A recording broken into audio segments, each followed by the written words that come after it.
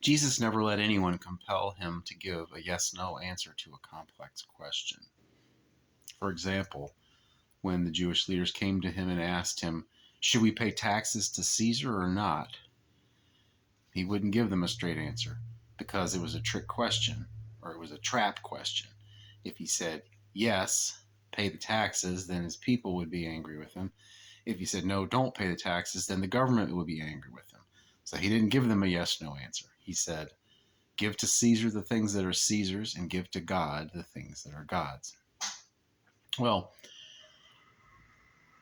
we shouldn't let anyone compel us to give a yes-no answer to a complex question either. It doesn't have to be a trick question for us to not do that.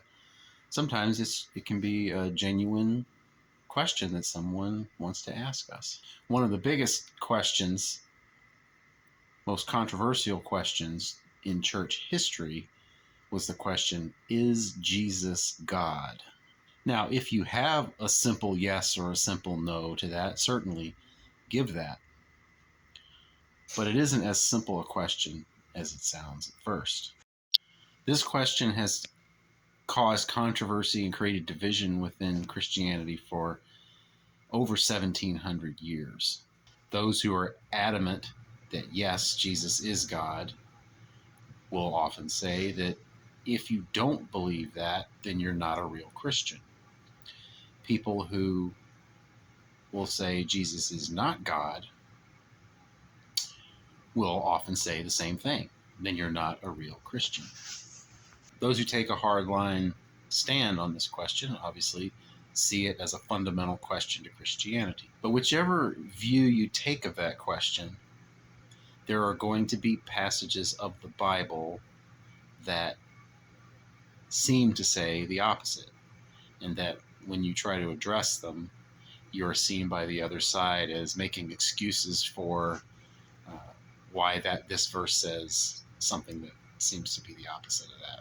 I'm going to give a couple of examples, but my point here is not to take a stand on this question or to prove it one way or the other. This is more to discuss the question itself. First example we'll look at is John 17, 1 through 3. John 17 is a prayer from Jesus, and Jesus says, he begins it by addressing God as Father.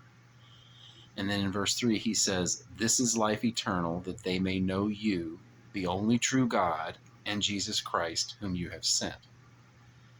The argument there being that Jesus called the Father the only true God. If the Father is the only true God and Jesus is not the Father, Jesus cannot be God.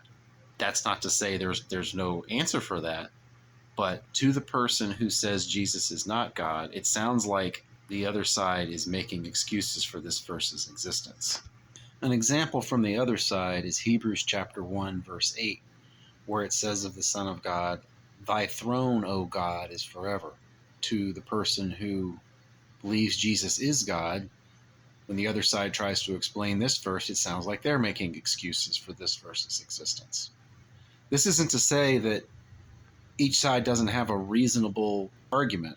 Very strong arguments can be made in both directions, which makes sense since the issue has been around for over 1700 years and still hasn't been resolved. This is just one of the challenges of dealing with language rather than math. See my earlier video, Language Isn't Math. In language, two statements can seem to contradict when they really don't. An unbeliever could say, well, of course they have passages that seem to say the opposite. The Bible's a contradictory book. Well, we'll address contradictions in another video. This question would be simpler if there were a Bible verse that says Jesus is God, or if there were a Bible verse that says Jesus is not God. But there isn't. There's not a Bible verse for either of these. What you have are arguments that attempt to establish a case for each point of view. If a Christian is asked, is Jesus God, is he compelled to answer yes or no? Well, there's certainly no Bible verse that says, except you understand the question of is Jesus God, you cannot be saved. There's no Bible verse like that. So I see no basis to compel anyone to answer this question. What do I, as a Bible-believing Christian, do with this question? I don't affirm either statement. I don't affirm Jesus is God, and I don't affirm Jesus is not God. Instead, if someone asks me, is Jesus God?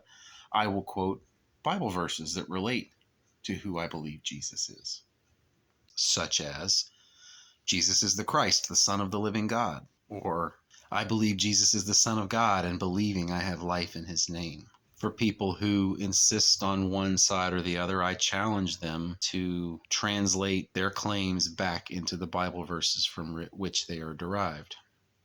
If they do that, I'm happy to affirm what the Bible verses say. For example, on one side, it's common to quote, in the beginning was the Word, and the Word was with God, and the Word was God.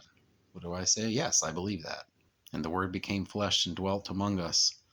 And we beheld his glory, glory as of the only begotten from the Father. Yes, I believe that. I have seen God work in the lives of people on both sides of this question. I've seen nothing to indicate that those who answer it one way or the other aren't real Christians. And I would challenge anyone who wants to claim that to give me a Bible verse that says they aren't. And just because you can make a logical argument that one viewpoint is correct and the other is wrong, that doesn't mean you've proven that those who get it wrong are not real Christians. If I can demonstrate a logical inconsistency in someone's argument, that doesn't mean I've proven their point of view to be wrong. And even if I have proven their point of view to be wrong, that doesn't mean I've proven that they're not real Christians. Being a Christian, being saved, or however you want to describe it, is not based on correctly solving a theological puzzle. In the next video, I'm going to give some advice / tips on how to discuss biblical issues fairly with each other.